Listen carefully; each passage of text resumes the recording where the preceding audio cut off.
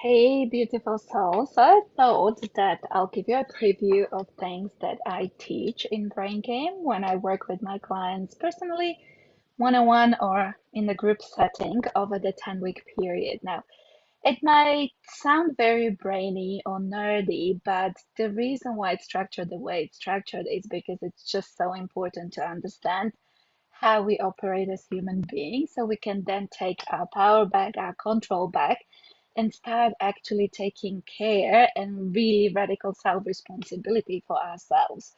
Because once you understand, you cannot not see it anymore.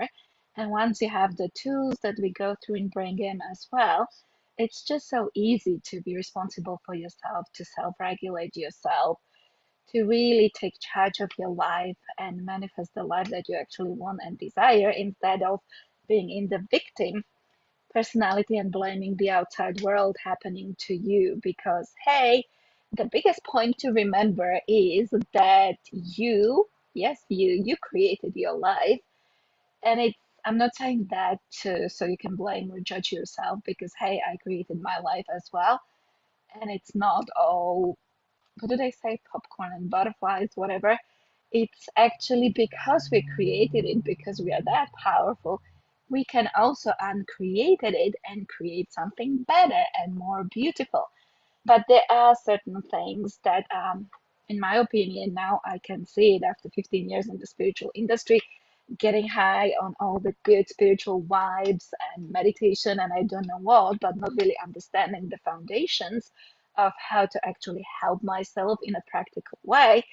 I turn to a little bit more practical approach because it gives me a lot more clarity, it gives me stronger foundation.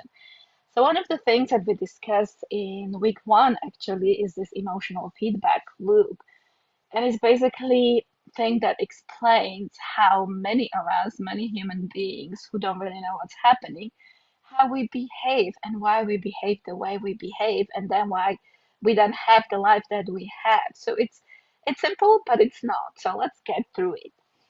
So many people think that by changing your thoughts, you can change your reality, which is true because the thoughts are important. But even though it's not directly shown in this image because we covered in a few slides above it, the whole emotional feedback loop that's usually causing us to stay looping in certain trigger situations and problematic kind of state sometimes for years, sometimes for decades, like a situation when somebody pisses you off and you can't let it go and you can't forgive them for the next decade, and you're not really hurting them, you're only hurting yourself. So before the thoughts, there is actually a massive amount of sensory input. So just imagine, as per human beings, being bombarded daily by so much sensory input in this reality, right?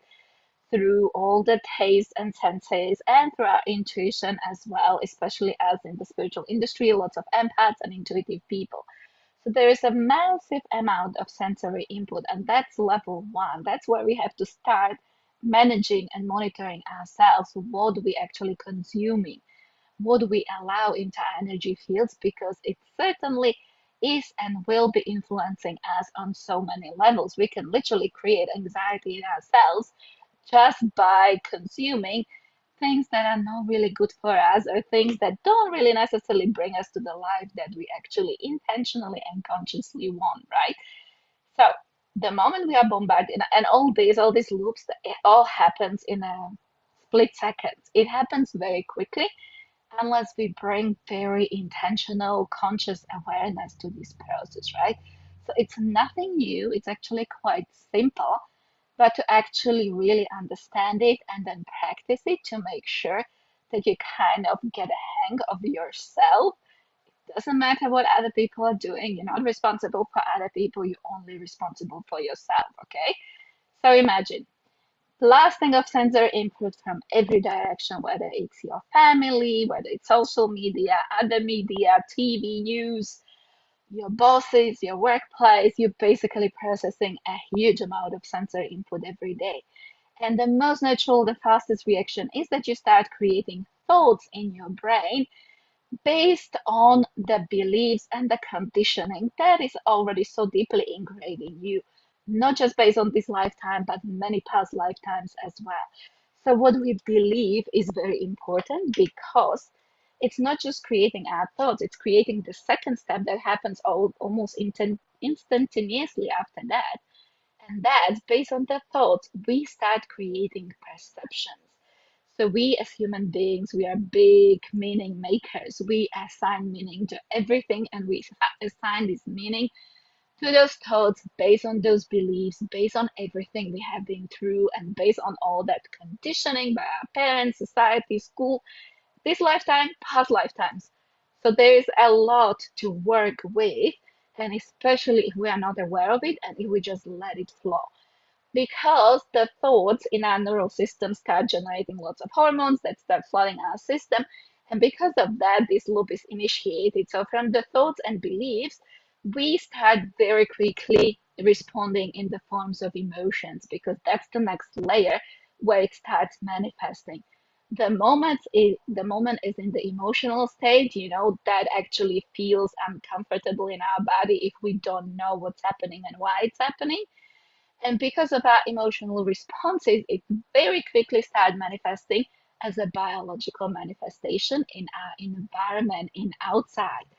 So if we don't catch it on our internal level, thoughts, beliefs, and emotions, the universe will start showing us through other people, other situations, whatever is happening in our environment. Like this is what is happening inside of you. It's just that you haven't really saw it within yourself. So now it's showing you outside. So it's easier for you to read and see and understand what's going on the inside. That's when we start snowballing. And if what we see in the outside environment, which is basically just something that started inside of us, is something we don't like and we're not very consciously aware of it, we just go back into our behavioral patterns. So instead of really pausing and consciously choosing and deciding how we're going to respond, we go straight into reaction. So based on those thoughts, beliefs, and emotions, based on what we see in our environment, we start going into the behavioral response. Sometimes it's a very deeply ingrained response or a toxic pattern that we have had in our life because we've developed it long time ago as a child to kind of cope and manage those kind of difficult situations because it was time back then to survive, to kind of get by. But by now that we are adults, we no longer have that excuse. We are responsible for our reactions. And if we only give it a little bit more awareness, intention, and kind of start catching ourselves and intentionally or with awareness choosing to respond differently, we might as well just get out of this toxic loop. So instead of looping in the same thoughts, same emotions, same patterns over and over again and wondering why our life is not improving, we can actually start expanding that loop, getting out of our comfort zone and choosing our peace as opposed to drama. So it's our conscious choice how we're going to respond to it. Now, some of these loops can be slowed down, but how we usually discuss it in Braingame. But what I want you to understand, just to sum it up so it's easier, just listen to this. So the sensory input very quickly create our thoughts. The thoughts are influenced by our beliefs. We immediately start creating perceptions or the meanings. Imagine whatever happens to you, the same thing can happen to somebody else. But because of what you've been through, you give it a completely different meaning to what somebody else would give it. So there is really no real reality. It's all just our perceptions based on everything that has already happened to us in the past. Now, beliefs shape our emotions. Emotions influence our actions. Repeated actions become our identity, and identity creates our reality. So it's up to us to decide what kind of identity we want to be aligned with. And that all comes down to knowing who you are, what you want, why you want it, being very consciously aware about what are your values, whether you're practicing them, knowing what kind of life you desire, so you know how to change and shift and reprogram yourself at the beginning so you can actually create that life. not just wishing for it under the manifestation or new moon, but by actually taking a concrete steps to change this loop so it works for your favor, so you become, the master of your life. Thank you, thank you, thank you. Well, maybe it wasn't as short as I intended, but I hope it was useful. And I'll see you in the next video. Thank you.